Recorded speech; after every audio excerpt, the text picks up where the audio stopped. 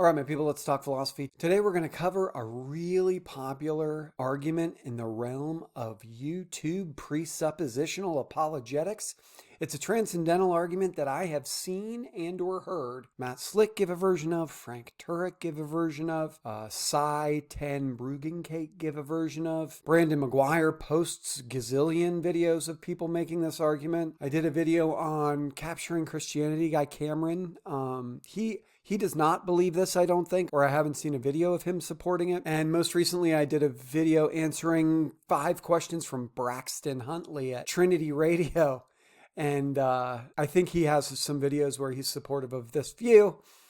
And I will tell you why I'm laughing is saying those names together followed by Trinity Radio felt a little like I was introducing a Christian boy band. Oh, I'm Braxton, I'm Cameron, I'm Brandon, and I'm Sye, and we're Trinity Radio. That gives you a little insight into how my mind's working today and what this video is going to be like.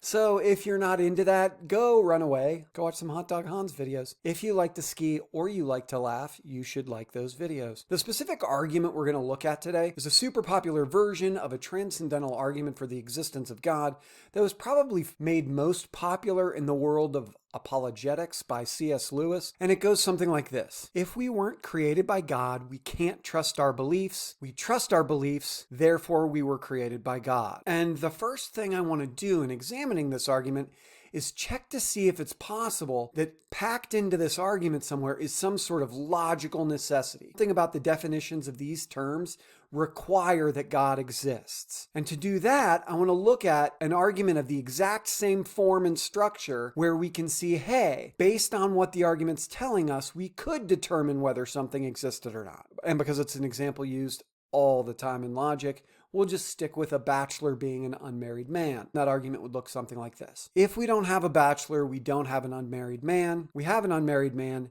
therefore we have a bachelor. And this argument, you can tell already, it looks good, it works. Bachelor equals unmarried man. Anytime you have an unmarried man, you have a bachelor. And I want to see if this argument proves to us, compels us to look at the world and say, ooh, we can determine if we have a bachelor from our understanding of unmarried man, the same way we might be able to determine if we trust our beliefs, there has to be a God. So I'm going to give you a combo platter of 4 different possible worlds that's also going to look a heck of a lot like a truth table if you're familiar with those. And I want to see if you can tell in which world we have a bachelor. So in world 1, we have unmarried dudes. We've got a bunch of unmarried people. Some of those unmarried people are dudes. In world 2, everybody's married, but some of them are dudes. And in world 3, everybody's single, but there are no dudes anywhere to be found. In the last world, everyone's married and there is not a dude to be found. I want you to tell me what world the bachelor is in. Which of those 4 worlds, 1, 2, 3, or 4,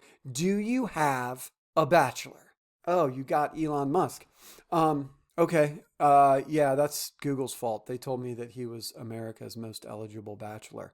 It is clear, given all of those logical possibilities, that Elon Musk had to be in world 1 because it was the only world where unmarried dudes existed. And if an unmarried dude exists, he, by definition, is a bachelor. So I want to see if this transcendental argument for God works in the same way. Can we tell, based upon our beliefs and our trust in our beliefs, which world God exists in?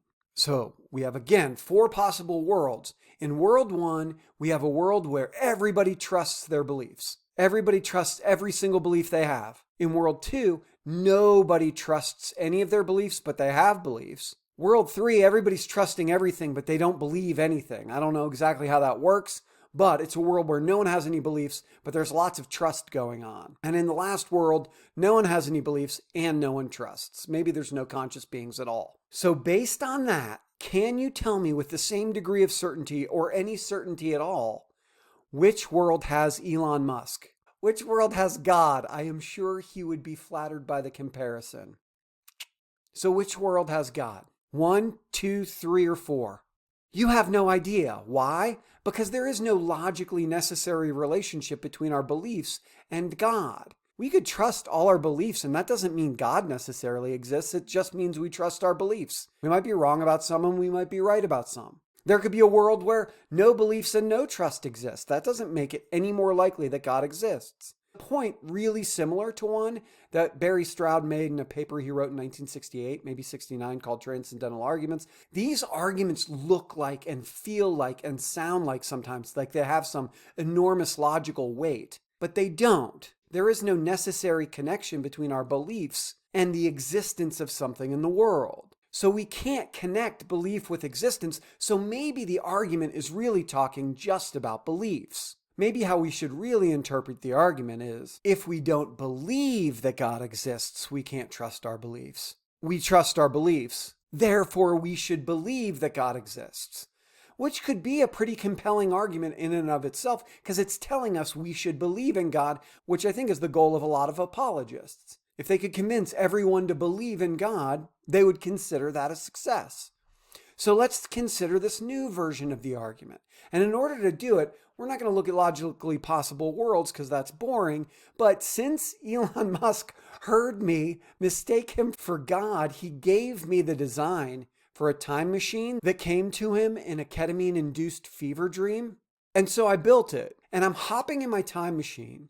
And I'm going back in time to confront Matt Slick and Matt Dillahunty after they had a debate regarding whether or not Christianity was better than secular humanism, in which Matt Slick argued that there was a profound logical problem with secular humanism because no one who was a secular humanist could trust their beliefs. It means that the naturalistic perspective means you cannot trust your brain to produce proper logical inference because it's just reacting chemically.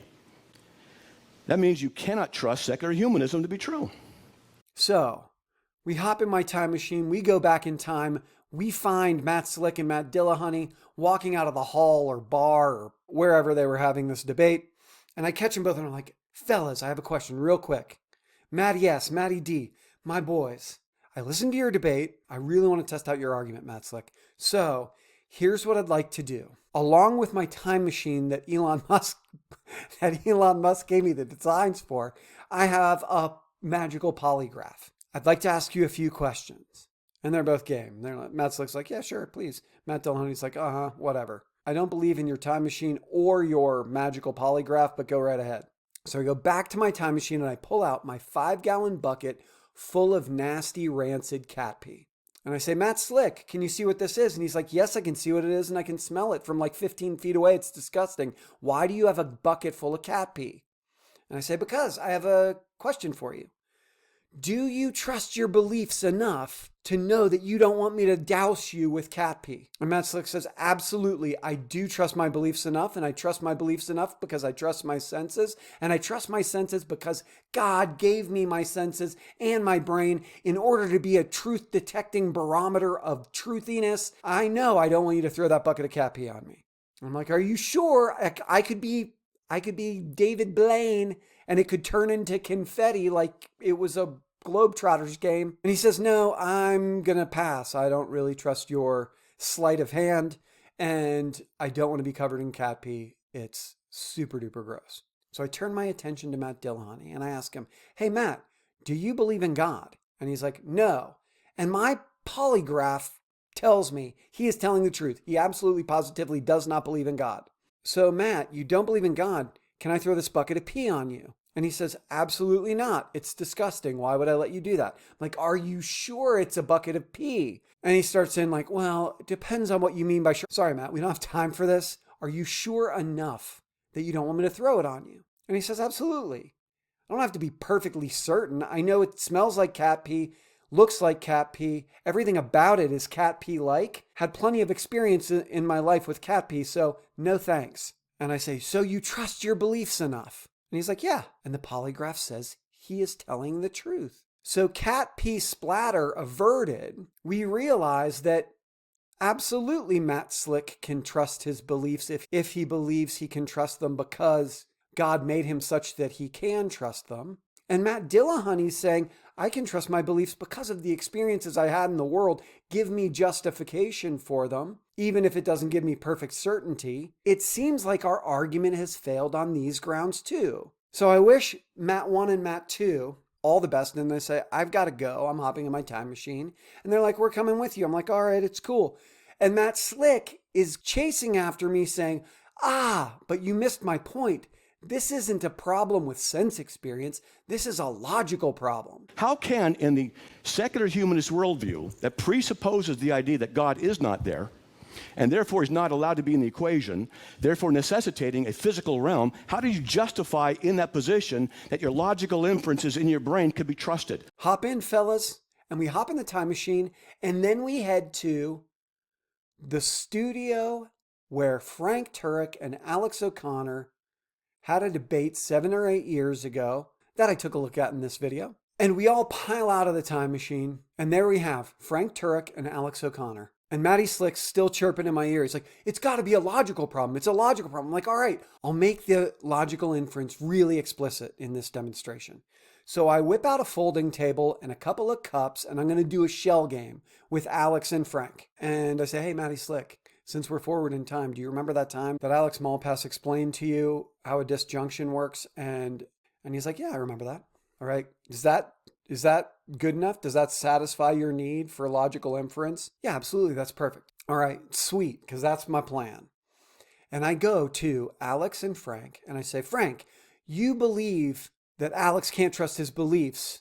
If our thoughts are the result of some random evolutionary process, why should we believe anything we think is true? Do you believe in God? He says, yes. He's telling the truth. Do you trust your beliefs? He says, yes, I do, because I believe that God made me a barometer of truthiness, and I can trust my senses and the way my brain processes sense experiences to reveal truths about the world. He believes it. No problems, Frank, because you should trust your beliefs. Because based on this argument, you're the only one who can. I'm like, Alex, do you believe in God? And he says, nope, I don't. Actually, he says, no, I don't. My name's Alex, and I have questions. And apparently all of a sudden he has an accent that's one step above, like Dick Van Dyke trying to do Oliver Twist. Oh, please, sir, might I have some more? I'll sweep your chimney, Mary Poppins. All right, you knew it was going to be zany when it started. Don't blame me. You should have gone and watched the Hot Dog Hans video. So I go to Alex and he says, no, I don't believe in God. Well, we'll skip the accent and save me more embarrassment. And I ask Alex, hey, Alex, here's the deal. Classic shell game. I have 2 cups, and under 1 cup I have a chocolate donut because a donut is the only sort of thing that could possibly be chocolate that I could get with my spectacular graphics. And under the other, I have a piece of tar, which I don't know how I would visually show you what it looked like. So I'm going to write it out on the cup. And I say, Alex, are you ready? Do you believe you can trust your logical inferences about the world? And he's like, pretty sure I can. Let's do this. And rather than flip the cups all around, and I just set them there. And I lift one of the cups up, and there's a piece of hot, melted, nasty, clumpy tar with some chewing gum in it. And then I say, Alex, I'm telling you the truth. And he can see from my polygraph that I am telling the truth. I'm like, here's the deal, dude. Under 1 cup is the chocolate. Under the other cup is the tar. I showed you and told you which cup had the tar under it. You get to pick one of those cups and you get to eat what's underneath it. And Frank's going to eat what's under the other one. And Frank's like, no, I'm not. I'm like, hey, dude, you told me he couldn't trust his beliefs. Alex looks at me, picks up cup number 1, grabs a donut and snacks down on it. And Frank and Matt are like, well, that's not what we're talking about. We weren't saying that Alex can't get anything right. We're saying if God doesn't exist, he shouldn't trust his beliefs. I'm like, fellas, you should have been here for the bachelor's and unmarried man bit. Your argument's never going to get you to the existence of God. The best it can do is say beliefs should or shouldn't lead to other beliefs. And they start to get snippy with me, and I'm like, easy, fellas, I got to go. Let's hop back in the time machine. So we get in the time machine. So we return to the present day, and I open the door to the time machine, and we all climb out. I turn around and realize that Matt Slick and Frank Turkek had huddled up on one side of the time machine, and they had accidentally been touching. And much like Jeff Goldblum in The Fly, their whole situation got combo plattered, and they had turned into Uber apologist Mank Slurek. And no, if you think I have like the ChatGPT or Photoshop skills to make Mank Slurek a reality, you are going to be disappointed. My graphics level is what comes free with Keynote. Someone can do it. I'm sure someone will combo platter Frank Turkek and Matt Slick into Mank Slurek. Mank stops me and says, hey, I appreciate the arguments you've given, but none of them really address our issue. We aren't claiming that one can't trust beliefs that are justified by sense experience, nor are we saying that one necessarily needs to distrust beliefs that are justified by practical rationality or real-world demonstrations of logical inference. What we're saying is that if it's the case that our brains are the result of some evolutionary process, then we can't be sure that the judgments we've made genuinely reflect the real truth, the actual truth, reality. So if we're going to be skeptical about our beliefs, we have to be skeptical about all of them, and then we can't trust anything. It's not a question about whether or not you can find a donut or avoid a bucket of cat pee. It's about the inconsistency or self-defeatery of your view. And I was surprised that Mank used the term self-defeatery, because that's the sort of made-up word I would use. And I was thinking about this for a moment, and I was like, damn, how am I going to demonstrate to them the weakness of this argument? But lucky for me, I didn't have to. Because much like Matt and Frank had huddled up in one side of the time machine, so too had Alex and Matt. And they had created Uber-atheist Mallett O'Connohunty. And Mallet came out and said, Mank, I appreciate your concern. Let me explain to you how this works from my point of view. And you point out where the inconsistency or self-defeatery is in this view. We, now I, Mallett O'Connohunty, believe that due to whatever forces or reasons we believe the earth came into existence, and we have pretty great scientific explanations telling us big chunks of how and why it might have come into being, and I don't think any of us disagree with the notion that evolutionary processes took place. Human beings showed up, and human beings have brains, big, beautiful, amazing brains that allow them to make rational inferences and be able to recognize the truth or falsehood of logical connections between ideas like, hey, you either have a donut or a piece of tar.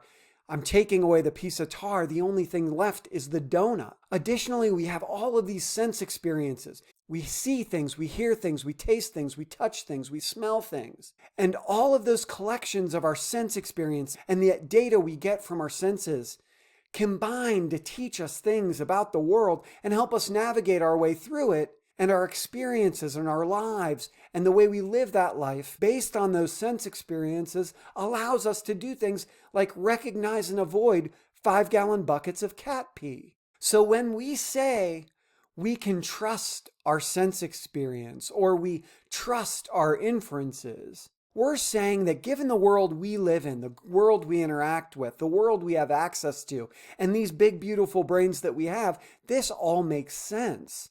And we aren't certain about the bucket of cat pee because it could have been the Globetrotter's trick and turned into confetti, but we're certain enough to get through our day. And super apologist Mank Slurek looks calmly to Mallet, then to me, then back to Mallet, and says, how do you know for certain that your logical inferences are really true? How do you know that that bucket of cat pee is really a bucket of cat pee in a real world? How do you know what happened at the dawn of time to create this earth that you talk about? Explain to me how life began and those big, beautiful brains you brag about created consciousness.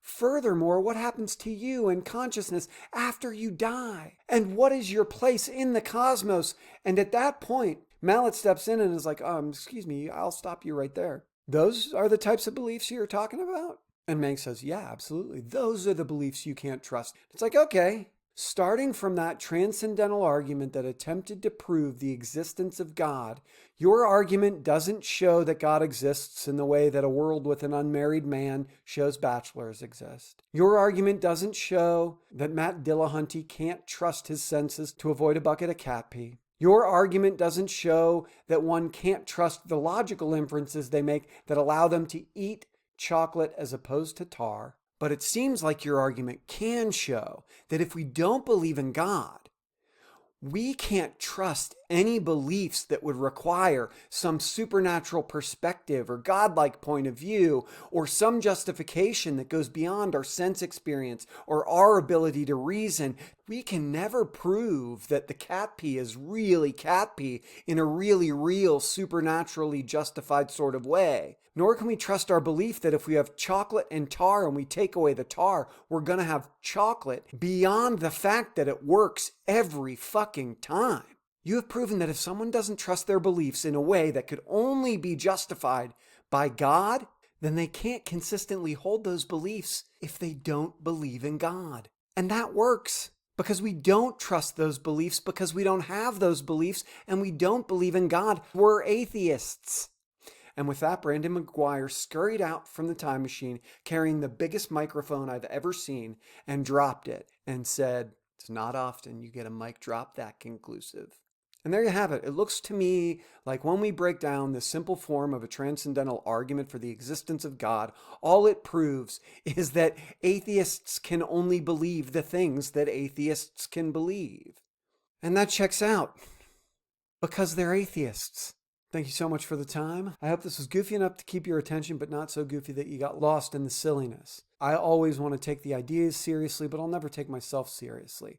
My goal is to help you understand things and learn stuff myself. If you have any questions, comments, concerns, or you think that this whole endeavor was ridiculous and stupid and totally unhelpful, I want to hear about it. I really appreciate every single comment because I find value in all of them. I look forward to hearing what you think. Thanks so much for the time. Bye.